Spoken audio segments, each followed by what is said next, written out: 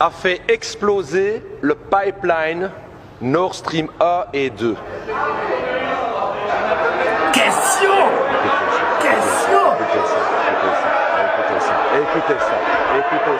Écoutez ça.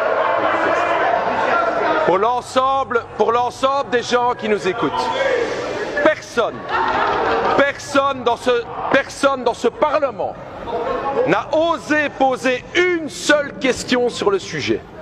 C'est le tabou, le secret. On ne peut pas en parler. Une attaque grave contre les intérêts des peuples européens. Un pipeline explose, des millions de familles menacées de ne pas avoir du gaz et personne n'ose poser une question là-dessus. Vous êtes au garde à vous. Et au début, tout le monde disait c'est les Russes. Et qu'est-ce qu'il apparaît aujourd'hui? C'est plutôt regardez le tabou. Vous avez peur. D'abord c'était les Russes. Et bien que c'est les Ukrainiens.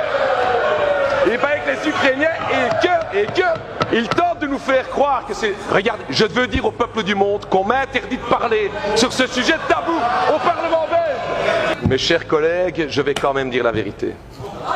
C'est le Washington Post et le New York Times indiquent effectivement une responsabilité des Ukrainiens.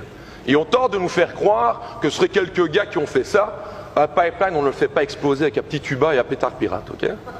Donc ce sont des puissances importantes qui ont fait péter le pipeline. Nos intérêts ont été gravement mis en danger. Le fait que ce sujet est tabou est très très grave. La Commission européenne avait dit que des mesures très fortes seraient prises contre les responsables de cette attaque. Pour l'instant, rien n'est entrepris. Nous avons tout intérêt, chers collègues, à connaître la vérité.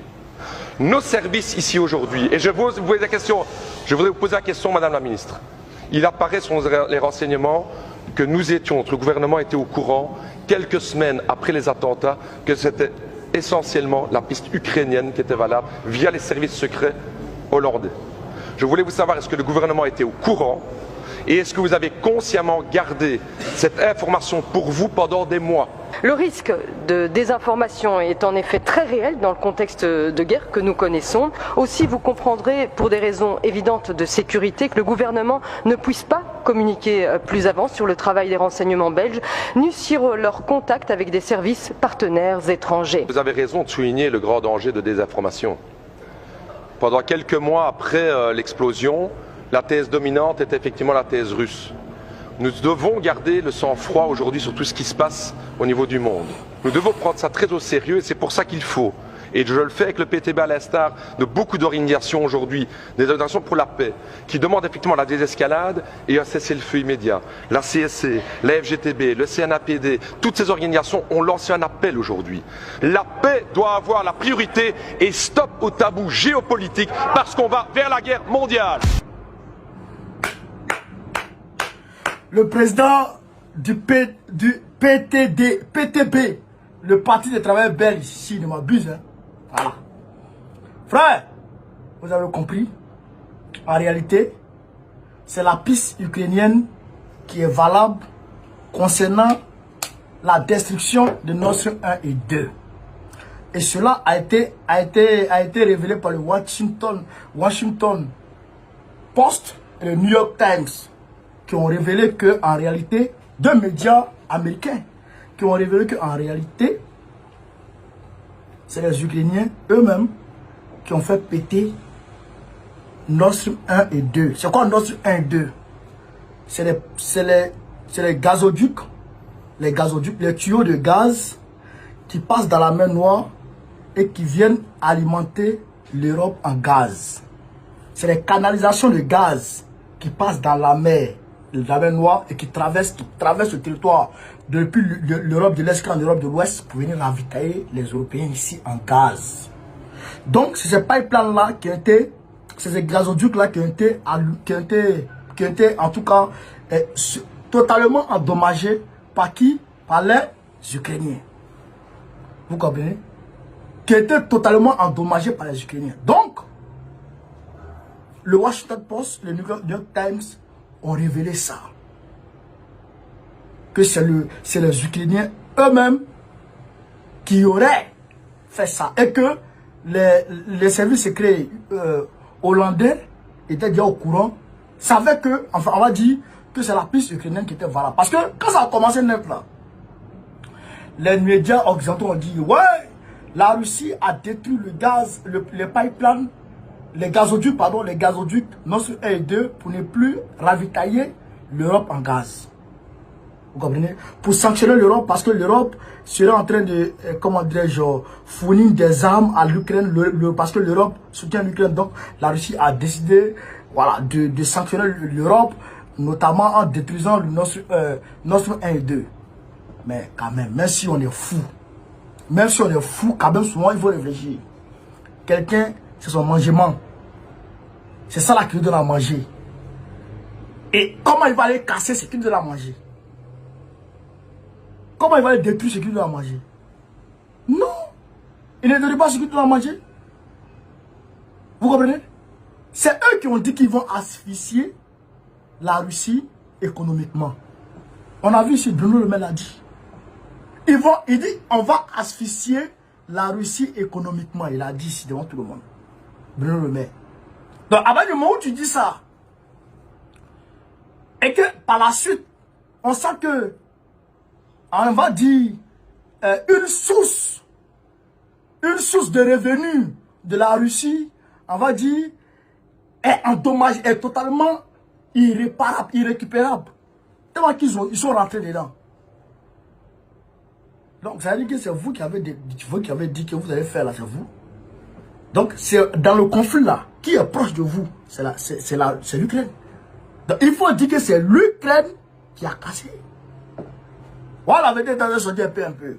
Mais l'extérieur du monde, je le dis, doivent comprendre, doivent commencer à se lever. Parce qu'on tend vers la guerre, vers la deuxième guerre mondiale, vers la troisième guerre mondiale. Hier, le Poutine a parlé à Saint-Pétersbourg. Poutine a parlé à Saint-Pétersbourg. Après, je vais mettre cette vidéo. Il a été clair. Il a été clair parce que l'escalade là, on est au bord de l'escalade. 2600, on est au bord de l'escalade. Voilà, bien. Donc, vous comprenez, chers camarades, en réalité, c'est eux. Et quand, dans les dossiers qui ont fuité, dans les documents qui ont fuité au niveau de la Maison Blanche, on a vu qu'il a été révélé là, que, en réalité, Zelensky, souvent, quand il est avec ses gars, il élabore des plans de fou. Il peut dire comme ça, allons on va prendre en otage une ville russe. Et puis on demande à la Russie de retirer tous ces gars. Tant que la Russie ne retire pas tous ces gars, on les met, on met les gens, et tous. Il a des plans comme ça. Donc les gens, en fait, les services secrets américains ont fait une étude sur lui qui révèle que le gars, il n'est pas stable mentalement. Il n'est pas stable mentalement, Zelensky. Donc tout ça permet de dire qu'en réalité, c'est eux qui ont pété les gazoducs. Mais c'est grave. C'est grave. Aujourd'hui, eux-mêmes sont coincés. Eux-mêmes sont coincés. Ils sont coincés. Parce qu'aujourd'hui, Poutine, aujourd'hui Zelensky, tout le monde a croire que Zelensky leur a porté préjudice. S'il a cassé pas Zelensky et puis l'Angleterre qui sont associés pour péter ça. C'est la réalité. C'est Boris Johnson et puis comment dirais-je, Zelensky qui ont cassé ça. Oui. C'est une réalité. Pierre Totostroy a cassé les papouilles il y a longtemps.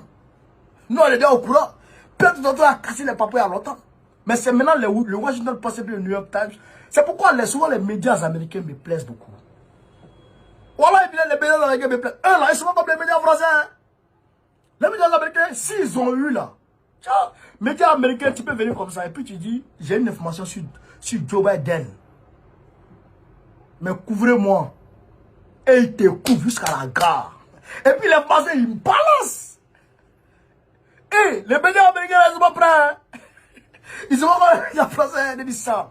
Et ils te balancent. Et puis ils balancent Babi et puis ils te protègent.